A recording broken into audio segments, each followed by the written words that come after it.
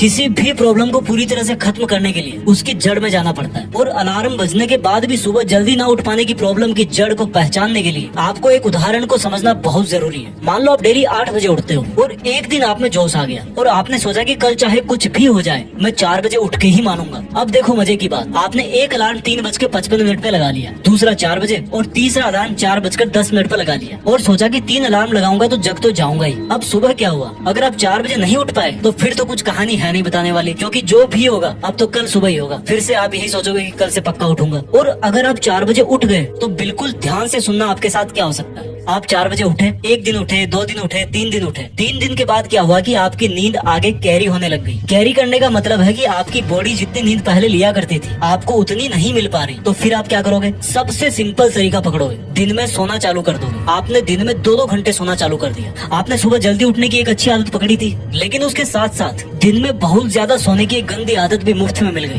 अब मैं दिन में सोने को गंदा क्यों बोल रहा हूँ? क्योंकि 5-10 मिनट की झपकी तो समझ में आती है कि चलो कोई बात नहीं, लेकिन अगर आप सो रहे हो 2 घंटा 1.5 घंटा तो फिर आपका सुबह जल्दी टाइम निकालने का मीनिंग उतना नहीं निकल पा रहा। क्योंकि सुबह जल्दी उठकर भी अगर दिन में सो रहे हो तो आपको कुल मिलाकर के 24 घंटे में उतना ही टाइम मिल रहा है, तो रिजल्ट कहाँ से मिलेगा? और अगर दिन में सोओगे तो रात को नींद लेट आएगी, और रात को नींद अगर लेट आएगी तो सुबह जल्दी कहाँ से उठोगे? और अगर कैसे भी करके आपने दिन की नींद को काबू में कर लिया तो उसका असर फिर आपको अगले दिन सुबह देखने को मिल जाएगा। आप कितना भी कर लो सुबह 4 बजे नहीं उठ पाओगे। यानी कि आप जोश जोश में 4-5 दिन सुबह 4 बजे उठ गए, लेकिन आप चाहे दिन में सो या ना सो, टाइम को मैनेज नहीं कर पाने के कारण आपकी वो आदत फिर से छूट गई। तो आप पूरी तरह से जल्दी उठने का फायदा नहीं उठा पाए। क्योंकि देखो, असली फायदा तो उसी में है जिसमें आप सुबह को भी काम में ले लो और दोपहर में आपको सोने की भी जरूरत ना पड़े। तो आपको सुबह का एक्स्ट्रा फायदा भी मिल जाएगा और दोपहर में हमेशा की तरह काम भी कर पाओगे। तो आपने अभी तक ये सीखा कि हमारी जल्दी उठने की आदत 2-4 दिन में वापस क्यों छूट जाती है। लेकिन अब मैं सबसे इम्पोर्टेंट बात आपको बताता हूँ। जैसा कि मैंने आपको वीडियो के शुरू में कहा था कि सुबह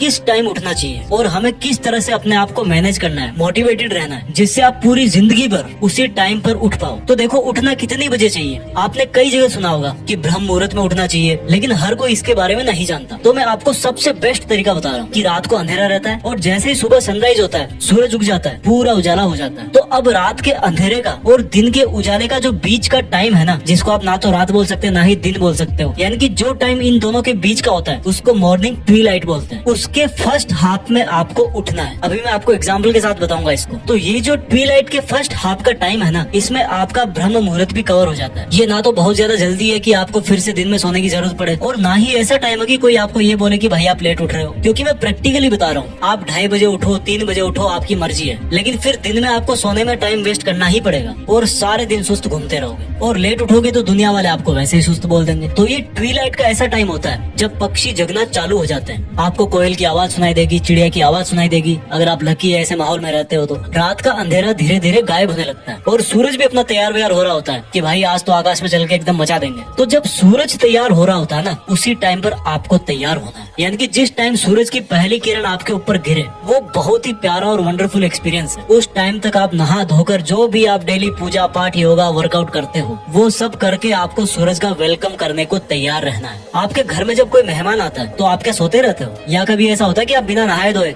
बासे मुंह मेहमान को रिसीव कर लो? नहीं करते ना, अच्छा नहीं माना जाता हो। तो ये सूरज तो अपने पूरे एटमॉस्फेयर को, पूरे बायोलॉजिकल साइकिल को चलाता है। उसका वेलकम करोगे तो आपको बहुत एनर्जी मिलेगी। तो ये ट्विलाइट ही ऐसा टाइम है जिसमें उठ करके आप सूरज के उगने से पहले ही अपना मोर्चा संभाल लोगे। अब इसको एग्जैक्ट टाइम के अंदर समझते हैं। आप जहाँ रहते हो वहाँ पर जितनी भी बजे सूरज उगता है उसके लगभग 1.5 घंटे पहले और लास्ट 1.25 घंटे पहले आपको उठ जाना है। यानी कि सर्दियों में लगभग 5:15 बजे और गर्मियों में लगभग 4:15 बजे। अब इस वीडियो की सबसे मेन बात कि हर रोज सुबह जल्दी उठने का सीक्रेट क्या है और इतनी बजे उठने के लिए आपको कितना सोना चाहिए, ताकि आप जल्दी भी उठो और आपको दिन में सोने की जरूरत भी ना पड़े। सुबह जल्दी उठने का जो मेथड है ना, वो एक दिन पहले ही शुरू हो जाता है। वो कैसे? आपने आज डिसाइड कर लिया कि भाई मुझे कल से 4:15 बजे उठना है, तो अगर आप 18 साल या इससे बड़े हो तो आपका मिनिमम 6 घंटे की नींद से भी काम चल जाएगा। और अगर 14 से 17 साल के हो तो आप मिनिमम 7 घंटे की नींद से काम चला सकते हो। तो आपको 4:15 बजे उठने के लिए आपको रात के 10:15 बजे किसी भी कीमत पे सो जाना है, अगर आप 18 साल या इससे बड़े हो।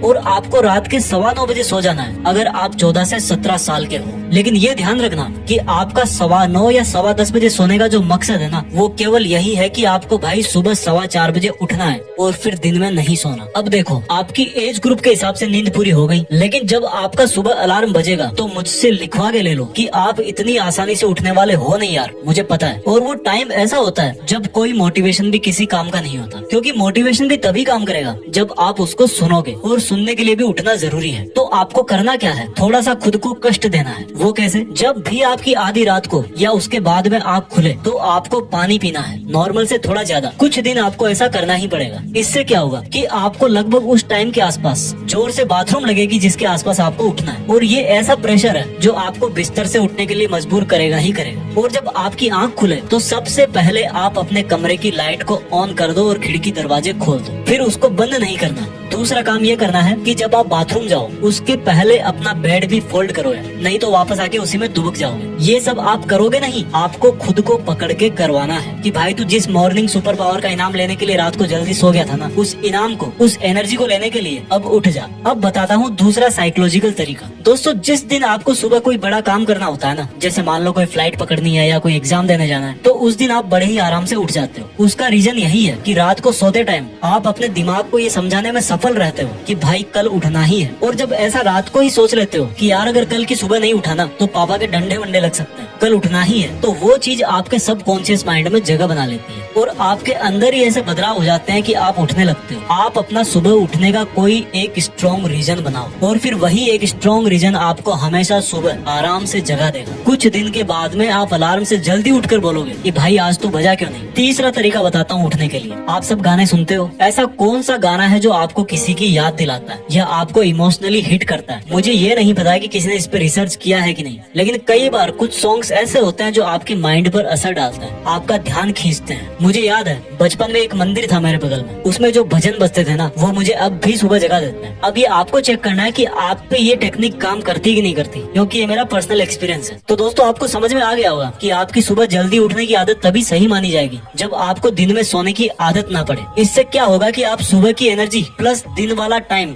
दोनों काम में ले सकते हो। और सोने के लिए रात है ही 13 से 17 साल के 8 घंटे और मिनिमम 7 घंटे, और इसके ऊपर यानी कि 18 या इसके ऊपर ये लोग 7 घंटे और मिनिमम 6 घंटे इतनी नींद से काम चला सकते हैं अगर आप ठीक ठाक हेल्दी हो तो। आई होप आपको ये वीडियो अच्छा लगा।